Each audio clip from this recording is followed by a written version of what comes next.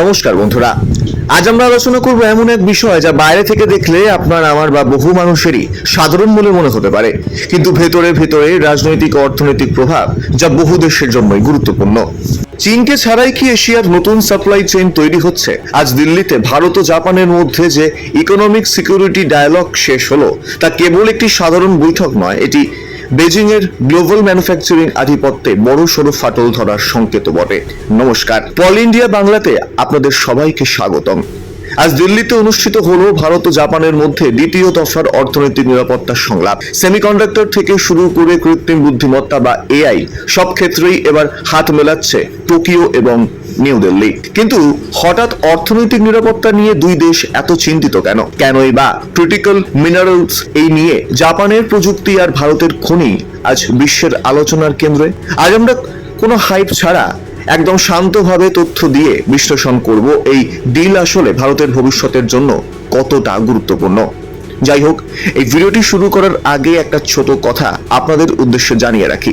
এই ধরনের রাজনৈতিক অর্থনৈতিক বিশ্লেষণ যদি আপনাদের ভালো লাগে, তাহলে পল ইন্ডিয়া বাংলা চ্যানেলটিকে সাবস্ক্রাইব করে রাখুন, কারণ আমরা এখানে শুধুমাত্র খবর বলি না, আমরা খবরের পিছনের রাজনীতি এবং অর্থনীতিটাও আপনাদের সামনে তুলে ধরি এবং আলোচনা করি। তাহলে শুরু করা যাক। প্রথমেই আমাদের বুঝতে হবে ইকোনমিক সিকিউরিটি শব্দটার মানে কি। সাধারণত বাণিজ্যে আমরা সস্তায় পণ্য কিনি, কিন্তু ইকোনমিক সিকিউরিটির ক্ষেত্রে দেখা হয় বিপদের সময় আপনার সাপ্লাই চেইন সচল থাকবে তো। এতদিন আমরা মোবাইল থেকে ল্যাপটপ সবকিছুর জন্য চীনের উপর নির্ভরশীল ছিলাম, কিন্তু কোভিড পরবর্তী সময় এবং সাম্প্রতিক যুদ্ধ পরিস্থিতি প্রমাণ করেছে যে কোন একটি দেশের উপর অতিরিক্ত নির্ভরতা আসলে জাতীয় নিরাপত্তার জন্য হুমকি হয়ে দাঁড়ায়। জাপান হাইটেক প্রযুক্তিতে বিশ্ব সেরা, আমরা সবাই জানি, আর ভারতের রয়েছে বিশাল শ্রমশক্তি এবং ক্রমবর্ধমান বাজার। এই দুই শক্তির মিলন মানেই হলো এশিয়ায় একটি অল্টারনেটিভ সাপ্লাই চেইন তৈরি করা। এই বৈঠকের সবচেয়ে বড় দিক হলো সেমিকন্ডাক্টর। আপনারা জানেন, বর্তমান যুগে চিপ ছাড়া না হলে গাড়ি না চলে মিসাইল। জাপানের কাছে চিপ তৈরির জন্য প্রয়োজনীয় উন্নত সরঞ্জাম এবং রাসায়নিক রয়েছে। ভারত তার সেমিকন্ডাক্টর মিশনের মাধ্যমে নিজেদের চিপ হাব হিসেবে গড়তে চায়। আজকের সংলাপে ঠিক হয়েছে জাপান ভারতকে এই প্রযুক্তির ট্রান্সফার এবং ইকোসিস্টেম তৈরিতে সরাসরি সাহায্য করবে। অর্থাৎ ভবিষ্যতে আপনার হাতে থাকা ডিভাইসের হার্ট তৈরি হতে পারে ভারত ও জাপানের যৌথ প্রযুক্তিতে। এবার আসি লিথিয়াম, কোবাল্ট বা নিকেলের মতো ক্রিটিক্যাল মিনারেলস প্রসঙ্গে। এগুলো ছাড়া ইলেকট্রিক ভেহিকল বা ক্লিন এনার্জি কার্যত অসম্ভব। বর্তমানে এই খনিজগুলোর প্রসেসিং এ চীনের দাপট প্রায় 70 থেকে 80%।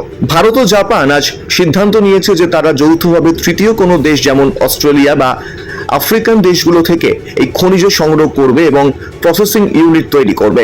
এটি সরাসরি চীনের মিনারেল ডিপ্লোমেসির বিরুদ্ধে একটি বড় পদক্ষেপ। কেন ভারত ও জাপান একে অপরের পরিপূরক, এই প্রশ্নটা এখন আসবে। কারণ জাপানের কোম্পানিগুলো চীনে বড় বিনিয়োগ করে ফেঁসে গিয়েছিল। এখন তারা চীনা +1 পলিসি অনুযায়ী বিকল্প খুঁজছে, আর ভারতের থেকে বড় বিকল্প আর কেই বা হতে পারে। দ্বিতীয় কারণ, ভারতের প্রয়োজন জাপানি বিনিয়োগ এবং হাই এন্ড টেকনোলজি, যাতে আমরা গ্লোবাল ম্যানুফ্যাকচারিং চেইনে চীনের জায়গা নিতে পারি। তৃতীয় কারণ, এই সংলাপ কেবল ব্যবসার নয়, এর পিছনে রয়েছে প্রতিরক্ষা শক্তি বৃদ্ধি। কারণ শক্তিশালী অর্থনীতি শক্তিশালী সামরিক বাহিনীর ভিত্তিও বটে। তবে পথটা খুব সহজ নয়। ভারতের লাল ফিতে দৌরাত্ম্য বা লজিস্টিক খরচ কমাতে না পারলে জাপানি বিনিয়োগ আসা কার্যত কঠিন। অন্যদিকে জাপানের জনসংখ্যাও কমছে, তাই তাদের জন্য ভারতের তরুণ মেধা অত্যন্ত জরুরি। দিল্লির আজকের এই বৈঠক সেই বাধাগুলো কাটানোরই একটি রোডম্যাপও বটে।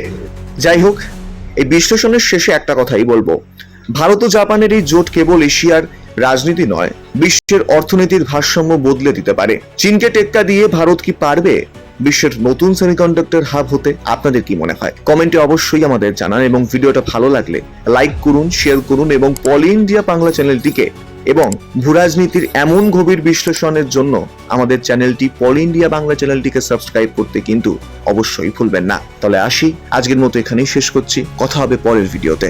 জয় হিন্দ, জয় ভারত।